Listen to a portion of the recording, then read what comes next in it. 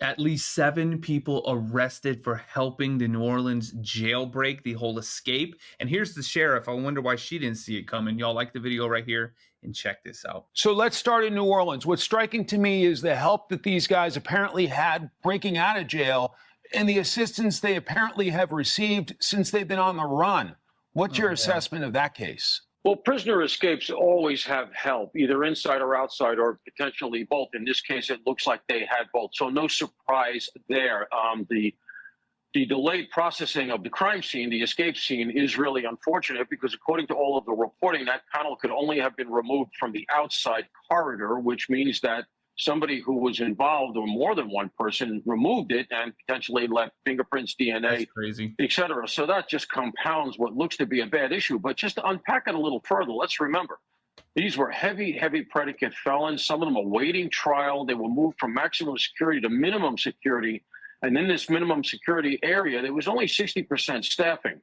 And this prison, this facility was under federal oversight. There's a federal consent decree. My point is it's very badly managed, quite clearly. And the inclusion of the federal government and a monitor, a federal monitor that the citizens of New Orleans have to pay really didn't help very clearly. There needs to be another solution here. These federal consent decrees are being undone by executive order, thanks to President Trump. This is a long time coming. But I think somebody, the governor, somebody down there has got to get their arms around this because very clearly there's an ongoing issue.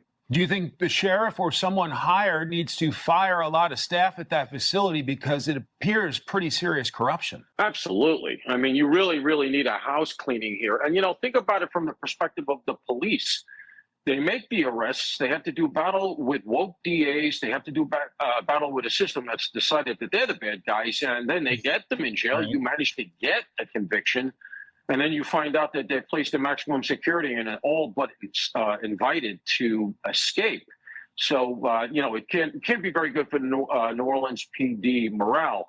And as I said, somebody really with some management experience really has to get their arms around this because New Orleans is one of our great cities. And it is joining the list of blue cities across the country that are really circling the drain.